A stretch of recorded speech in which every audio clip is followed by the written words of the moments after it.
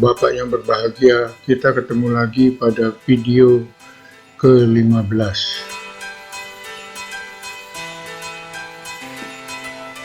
Pada video ke-14, saya telah sharing mengenai protap serta catatan penerimaan dan penyimpanan bahan awal, protap tindak lanjut, bahan atau produk yang ditolak. Pada video ke-15 ini saya hendak sharing mengenai protap dan catatan penyerahan bahan awal, protap sistem pemberian nomor batch, dan catatan pemberian nomor batch. Untuk itu, mari kita masuk ke database bagian 2.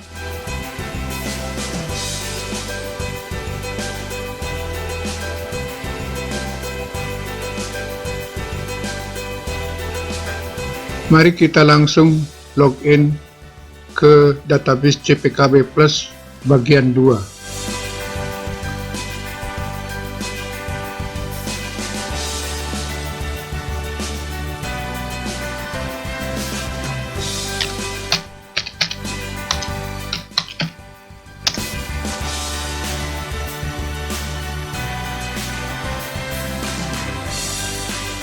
Sebelum kita masuk lebih jauh kepada protap dan catatan, kita masuk sekilas mengenai informasi aspek produksi.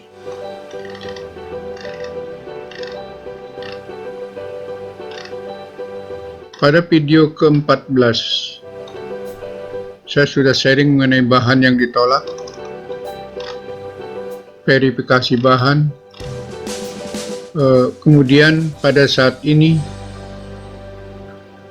video ke-15 saya akan sharing mengenai penyerahan bahan awal. Dalam peraturan Kepala Badan POM nomor 31 tahun 2020 terdapat contoh protap penyerahan bahan awal anak lampiran ke-7 Romawi titik 3.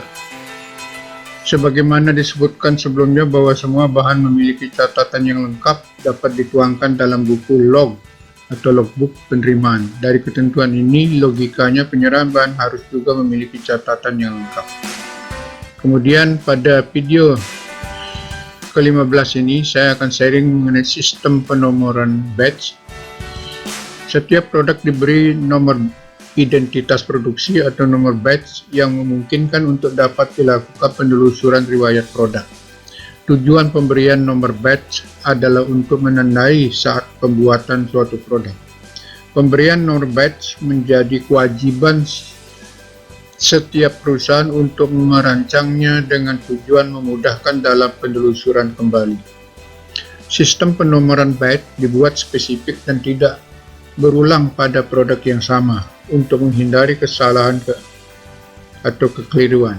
Nomor batch dapat menjelaskan kode produksi, tahun pembuatan, urutan pembuatan pada tahun perjalanan, dan lain-lain sesuai dengan kebutuhan identitasnya. Bila memungkinkan, nomor batch dicetak pada label kemasan primer dan kemasan sekunder. Nomor batch dicantumkan pada label kemasan primer dan kemasan sekunder sehingga mudah dibaca dan tidak mudah terhapus. Catatan pemberian nomor batch dipelihara. Catatan pemberian nomor batch harus disimpan baik dan mudah ditelusuri. Kita teruskan.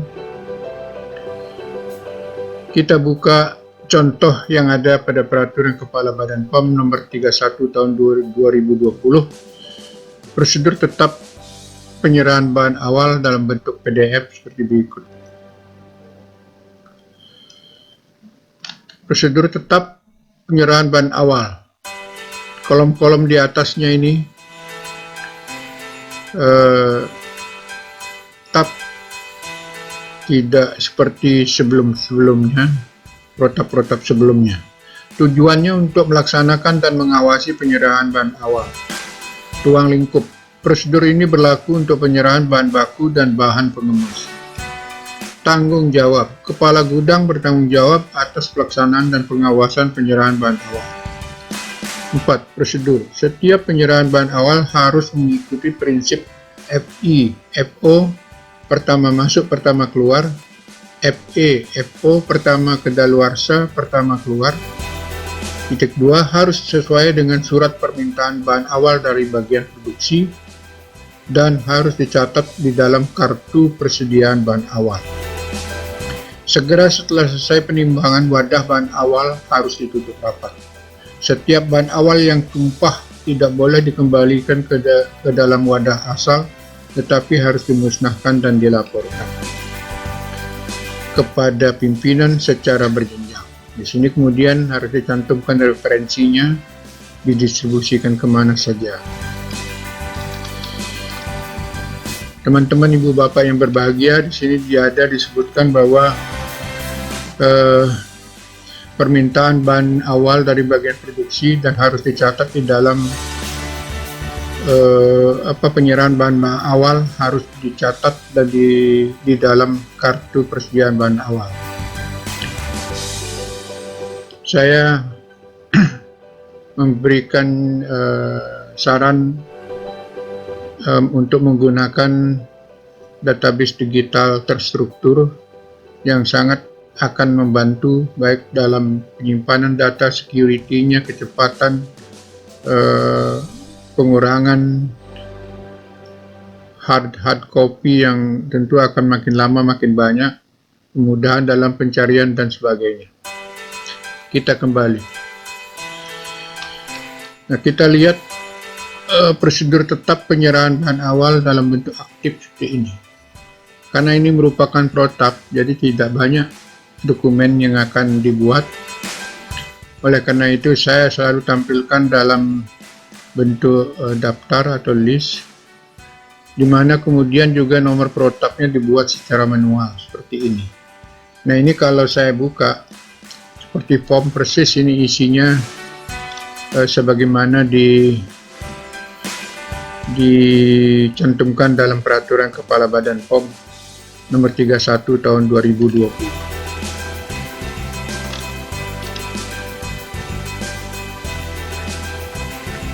Kita kembali.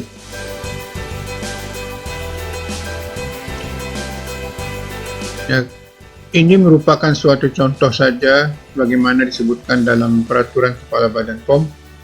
Kita mengharapkan perusahaan untuk menyempurnakannya, tentu sesuai dengan perkembangan teknologi dalam bidang produksi dan pengawasan mutu, juga bagaimana kondisi perusahaan.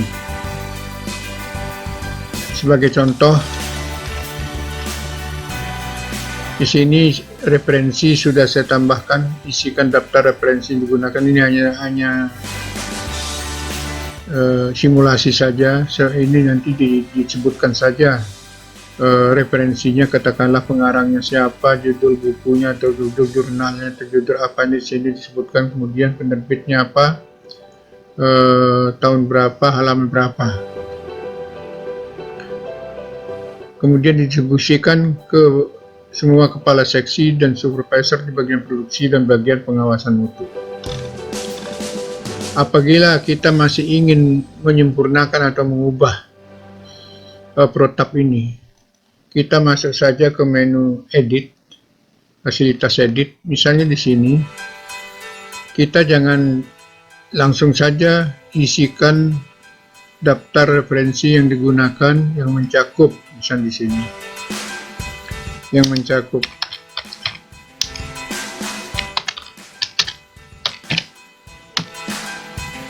nama penulis, judul buku atau jurnal, dan lain-lain, penerbit, tahun,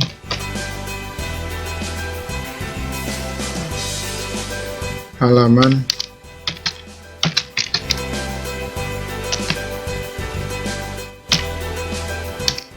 halaman berapa di sini. Nah, kemudian kita simpan. Ini ada notifikasi update data berhasil, coba kita lihat apakah yang kita input tadi sudah terekam. Kita lihat dengan semuanya sudah, apa yang kita input tadi sudah terekam di sini. Nah, ini akan membantu perusahaan untuk menyusun protap yang sebaik-baiknya mengenai penyerahan bahan awal. Kita kembali.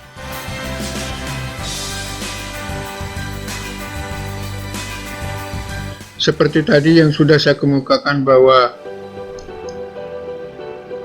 perusahaan dapat menggunakan kartu catatan penyerahan bahan awal maupun penerimaan dan pencatatan bahan awal, tapi saya menyarankan untuk menggunakan database digital sehingga akan sangat membantu dalam banyak aspek, baik dalam penyimpanan datanya yang tidak memerlukan lagi hard copy yang bertumpuk-tumpuk, juga security-nya, kecepatan dalam pencarian data, dan sebagainya. Mari kita lihat contoh penyerahan bahan awal dalam bentuk aktif seperti berikut. Nah, catatan ini akan selalu dibuat terus-menerus selama produksi masih berlangsung. Dan dengan demikian, kalau produksi terus berjalan, maka catatan ini akan terus bertambah datanya, masing-masing dalam bentuk dokumen yang diberi kode dalam database, kode dokumen yang tidak boleh duplikat. Itu merupakan identitas unik yang tidak boleh sama dengan dokumen kode dokumen lainnya. Tampilan pertama, karena jumlah datanya bisa banyak, bisa ratusan, ribuan, jutaan, barangkali lebih, maka untuk memudahkan tampilan, mempercepat tampilan, tampilan pertama dari catatan penyerahan bahan awal ini saya buat halaman per halaman yang disebut dengan paging. Di sini setiap halaman saya rancang ada 20 dokumen catatan penyerahan bahan awal. Ini halaman pertama. Kalau kita ingin melihat, ini kan baru contoh saja, jadi datanya nggak banyak kita lihat. Ini nomor halaman kedua. Ini ada halaman kedua seperti ini. Kita kembali. Apabila kita ingin menambah data, tinggal klik tambah data, kemudian diisikan semua datanya di sini, kemudian disimpan. Kita kembali. Apabila kita ingin melihat data masing-masing dokumen mengenai catatan penyerahan bahan awal dalam bentuk form sebagaimana tercantum dalam referensi maupun form sebagaimana pada catatan-catatan sebelumnya, kita buka print dan edit di sini. Nah, sini akan muncul dalam bentuk daftar, tabel, tabel, list. Nah, kemudian kita misalnya ingin membuka dokumen yang pertama, kita buka, akan tampil data dalam bentuk form sebagai berikut. Ini dia. Nah, data ini jika misalnya ada yang salah atau kurang, maka bisa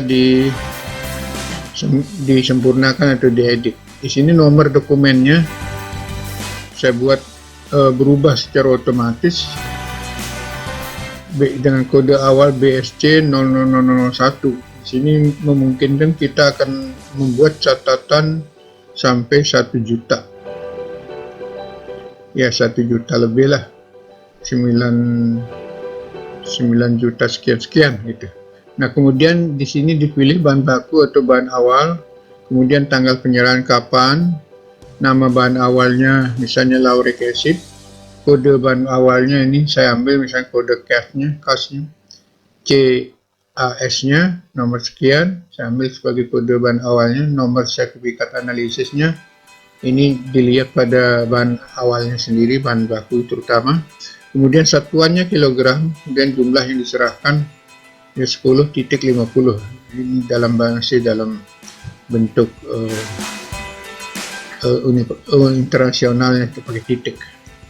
Nah, ini nama produknya, katakanlah nama produk saya sebutkan Clarabella The Body Wash with Smooth Sand. Kemudian kode produknya C31, diserahkan oleh Jupri, diperiksa oleh Ajis, disetujui oleh kepala gudang Ajis permintaan. Nah, ini di sini saya buatkan suatu ruang yang agak lebar untuk tanda tangan atau paraf daripada masing-masing petugas di sini. Kemudian di bawahnya ada tanggal-tanggal pelaksanaan. Kembali. Apabila kita ingin mengedit, ya tinggal klik di sini, kemudian diedit. Mana yang salah, mana yang perlu diperbaiki. Misalnya di sini ada kesalahan, misalnya di sini tanggal penyerahan tanggal 14. Ini tanggal permintaan tanggal 14, diserahkan pada hari itu juga, disetujui oleh kepala gudang tanggal 14 juga, diperiksa tanggal 14 juga. Nah, kemudian petugas yang memeriksa ini disetujui oleh kepala gudang. Nih Ajis ini kemudian sama, mungkin kepala gudang kita ganti dengan nama Agus misalnya. Ya karena diperiksa oleh, kemudian setujui kepala gudang, maksudnya orangnya berbeda, atasannya daripada yang memeriksa. Simpan. Nah, kemudian kita lihat di sini apakah memang ada perubahan. Di sini memang sudah jadi disetujui oleh kepala gudang, dalam hal ini adalah Agus. Kita kembali.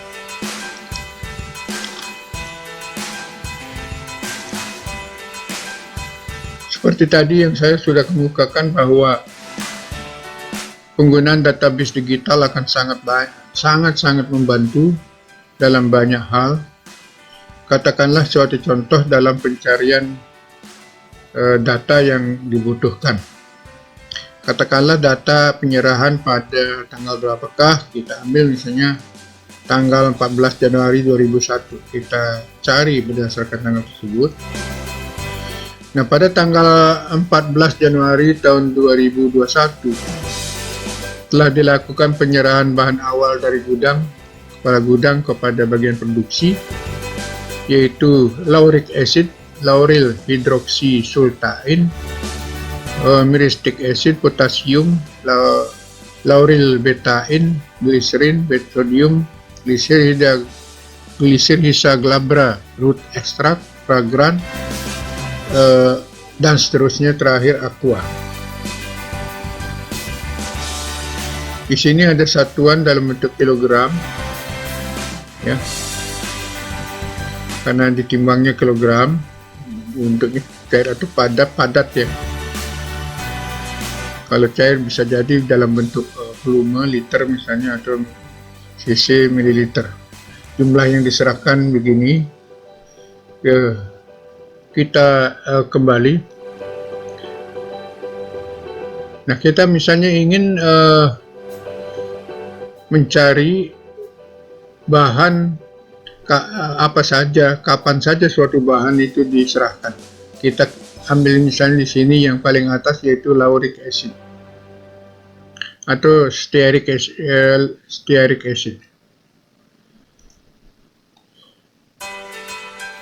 Stearic acid diserahkan oleh kepala gudang kepada bagian produksi pada tanggal 19 Januari 2021 dengan nomor KAS 157 sekian, sertifikat analisis sekian, untuk pembuatan produk Clarabella Brightening Cream Food for Hand and Foot Skin.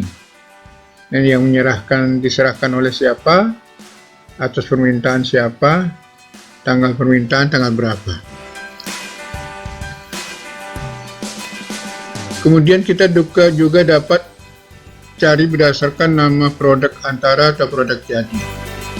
Katakanlah, untuk membuat suatu produk, bahan-bahan apa saja yang sudah diserahkan dari bagian gudang ke bagian produksi. Itu bisa kita lihat, katakanlah suatu produk di sini, katakan yang untuk smooth. Apakah produk yang ada ekstensinya smooth ya, atau penjelasannya atau apalah istilahnya itu, variannya ya, varian misalnya smooth.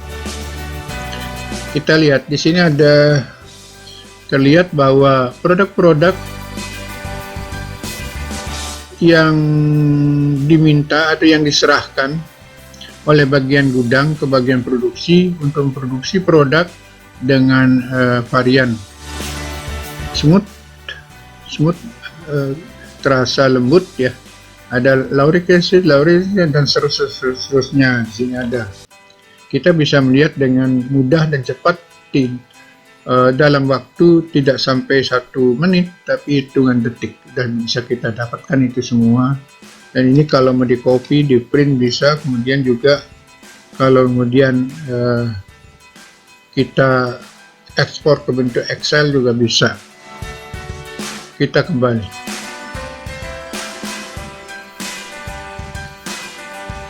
Teman-teman, ibu bapak yang berbahagia, kita lanjutkan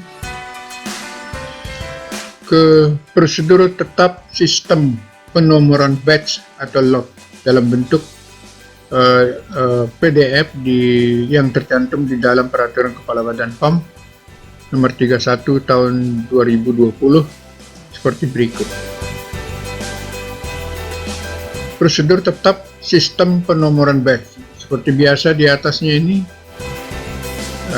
tetap ya, nama perusahaan, prosedur tetap, kemudian bagian seksi halaman, tanggal berlaku, nomor tanggal berlaku, mengganti nomor, sekian. Terus tujuannya memberi pedoman cara penomoran batch atau lot. Ruang lingkup produk antara produk ruahan dan produk jadi.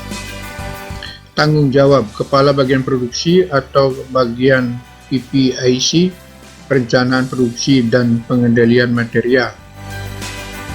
Prosedur produk antara dan produk ruahan. Contoh untuk nomor batch 1625042. Digit pertama dan kedua menunjukkan tahun produksi yang diberi kode sebagai berikut. Untuk tahun 2016 kodenya 16, 2017 kodenya 17, dan seterusnya. Digit ketiga dan keempat menunjukkan kode produk dari produk ruahan.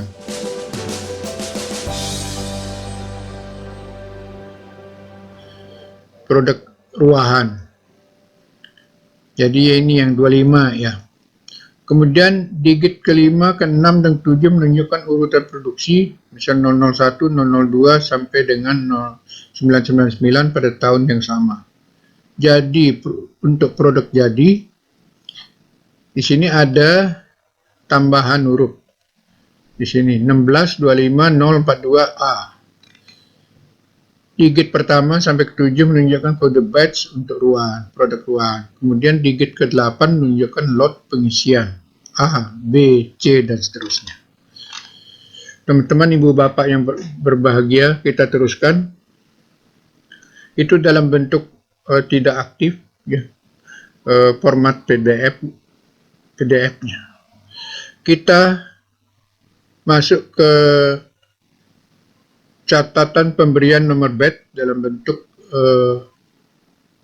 menggunakan database digital terstruktur yang bersifat aktif. Setelah kita diberi contoh mengenai prosedur tetap sistem penomoran batch atau lot PDF, kita lanjutkan dengan prosedur tetap sistem penomoran batch atau lot dalam bentuk aktif. Maksudnya dalam bentuk database digital terstruktur yang sebagaimana saya biasa tampilkan sebelumnya seperti berikut. Nah, karena jumlahnya seperti yang tadi, jumlahnya tidak banyak. Saya tampilkan pertama kali dalam bentuk list, di mana nomor protapnya sebagai kode dokumen yang tidak boleh sama. Dan kemudian yang lain-lainnya seperti biasa. Nah, kalau ingin menambah data, tambah di sini, diisikan. Jika ingin melihat seperti apa misalnya dalam bentuk database digitalnya, di sini saya bikin bagian produksi, seksinya kepala seksi di bawah bagian produksi, nomor batch-nya 20, 21, not sekian, PP 01, 18 Februari 2021, tanggal berlakunya disusun oleh Anom, diperiksa oleh Dharma, disetujui oleh kepala pabrik, misalnya di sini Maruyuki, mengganti nomor, belum ada penggantian nomor. Kemudian tanggalnya disusun tanggal 15, diperiksa tanggal 16, disetujui tanggal 18. Di sini saya berdasarkan pengalaman, saya menggunakan sampai berapa digit ya. Untuk produk ruahan, di sini seperti tadi, 2 digit pertama adalah tahun, digit kedua, digit ketiga dan keempat menunjukkan kode produk, digit kelima dan keenam menunjukkan bulan pembuatan dalam hal ini mixing, digit ketujuh dan kedelapan menunjukkan urutan siklus mixing pada bulan dan tahun yang sama. Kemudian untuk produk jadi, digit pertama sampai ke-8 menunjukkan kode batch produk ruahan. Digit ke-9 menunjukkan lot pengisian, misalnya A pertama, B kedua, dan seterusnya. Referensi diisikan. Distribusi juga, misalnya distribusi kepala bagian pengawas mutu, kepala bagian produksi tentunya juga, supervisor, kepala seksi, dan staf yang terlibat dan bertanggung jawab langsung. Kita kembali. Seperti tadi ada kekeliruan-kekeliruan, kita ingin ubah, kita ingin perbaiki. Katakanlah di sini mestinya ada tanda kurung ya, di sini tanda kurungnya tidak ada, kita tambahkan kurung tutup. Kemudian referensinya diisikan, nama pengarang, nama penulis, judul, buku, majalah, buku, jurnal, atau textbook dan sebagainya. Kemudian penerbitnya, tahun diterbitkannya, halaman. Nah, distribusi bagian pengawasan mutu dan bagian semua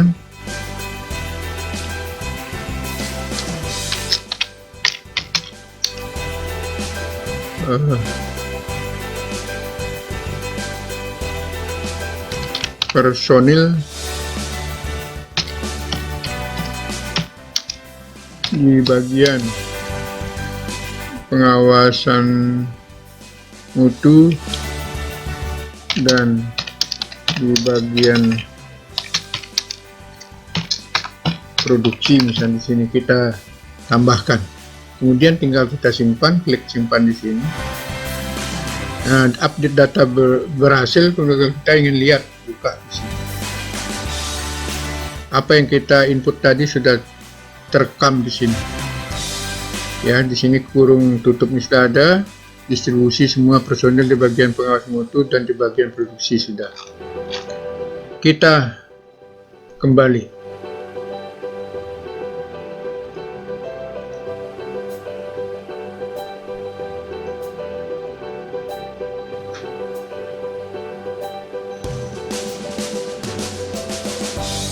Tadi sudah disebutkan bahwa pada peraturan Kepala Badan POM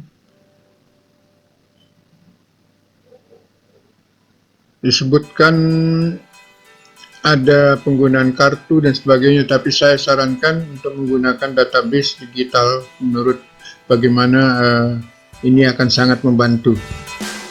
Untuk catatan pemberian nomor batch ya, di sini kita lihat batch itu merupakan identitas seperti dalam kartu penduduk, misalnya NIK ya, atau nomor induk kependudukan, nomor induk kepegawaian dan sebagainya, tidak boleh ada yang sama. Dan jumlahnya ini tentu jauh lebih banyak daripada jumlah nama produk, karena setiap produk mungkin diproduksi berkali-kali, sehingga nomor batch juga berkali-kali juga. Nah, tampilan pertama, karena ini akan terus-menerus dilakukan produksi, selama produksi berlangsung terus, maka catatan pemberian nomor batch akan terus dibuat dan jumlahnya akan semakin banyak. Oleh karena itu, saya rancang bahwa catatan ini tampilan pertamanya dalam bentuk halaman per halaman, dan tiap halaman itu ada 20 dokumen. Ada 20 dokumen.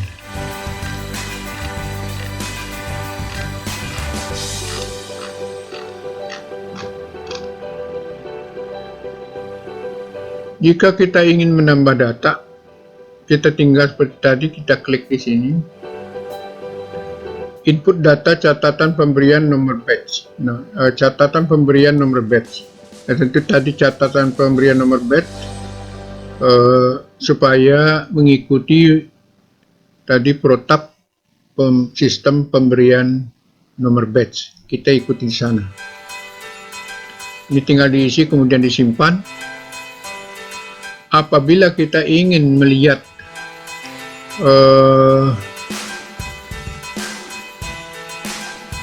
masing-masing daripada catatan dokumen dengan masing-masing kode, masing-masing nomor batch-nya, kita buka di sini. Ini akan muncul list di sini. Nah, ini jumlah list ini bisa jumlah dokumen dalam list ini bisa banyak sekali, bisa ribuan, bisa puluhan ribu, bisa ratusan ribu, bisa juga jutaan. Seandainya semua itu direkam dan makin aktif perusahaan pabrik itu memproduksi, makin banyak data ini. Kita ingin buka ya satu nomor batch seperti ini ya. Pertama, catatan pemberian nomor batch, nama produk Clarabella The Body Wash with Smooth Sand. Jenis produknya produk ruahan. Ini produk ruahan. Nah, kode produksi, kode produknya 31, tanggal mixingnya 4 Desember 2020. Lot pengisian ke berapa tidak disebut di sini karena ruahan. Nomor batchnya 20 31 12 01. Petugas pemberi nomor batch disebutkanlah kripto. Ini nomor batch untuk produk ruahan. Jadi di sini tidak ada lot pengisian pengisian lot ya. Nah, kita kembali. Nah, yang kedua kita buka di sini. Ini nomor produk jadi.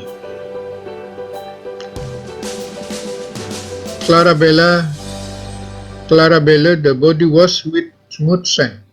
Produk jadi. Ini kode produksinya sama, tanggal mixingnya 4 Desember 2020. Lot pengisian yang pertama. Nah, di sini nomor batch di huruf paling belakang, huruf capital A, itu berarti lot pengisian yang pertama. Petugas pemberi nomor batch adalah Kristo. Nah, di sini dia ada sedikit ruang yang lebih lebar untuk paraf dari untuk si kripto ya, memberi paraf di sini. Kita kembali.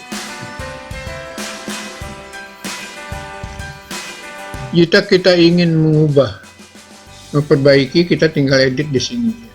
Seperti ini. Tapi rasanya di sini apa perlu ada perubahan? Katakanlah di sini bukan lot yang ke pertama, tapi lot yang kedua. Di sini jadi B misalnya. Simpan. Kemudian kita lihat apa memang berubah. Ya memang sudah berubah. Jadi lot kedua nomor batch-nya sekian. Baiklah, kita teruskan.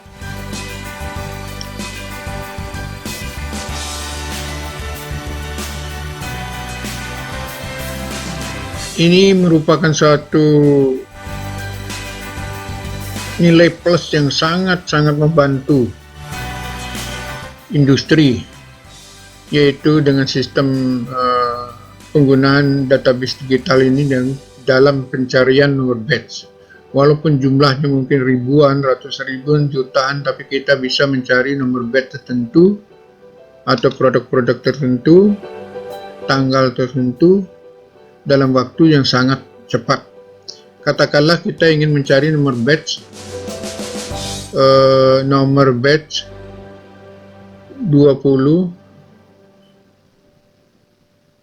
21 A. Kita cari, tidak kita ketemukan ya, berarti tidak ada nomor batch itu. Kita ulangi kembali. Di sini tadi sudah kita ubah menjadi batch-nya lot pengisian yang kedua. Nomor kode datanya BBC 002, nomor dokumennya, nama produk jadinya Clara Bella The Body Wash with Smooth Sand, kode produk 31, tanggal mixing 4 Desember 2020, lot pengisian kedua, nomor batch-nya sekian. Jadi ini kita tahu dalam waktu yang sangat cepat bisa tahu produk apakah yang nomor batch sekian. Dan di sini di bawahnya selalu diberi keterangan mengenai penomoran batch. Untuk produk antara dan produk luaran, digit pertama dan kedua menunjukkan tahun pembuatan, dalam hal ini mixingnya. Digit ketiga dan keempat menunjukkan kode produk. Digit kelima dan keenam menunjukkan bulan pembuatan dalam kurung mixing. Digit ke-7 dan ke-8 menunjukkan urutan siklus mixing pada bulan dan tahun yang sama. Untuk produk jadi, digit pertama sampai ke-8 menunjukkan kode batch produk ruahan. Nah, digit ke-9 menunjukkan lot pengisian ke A pertama, B kedua, dan seterusnya.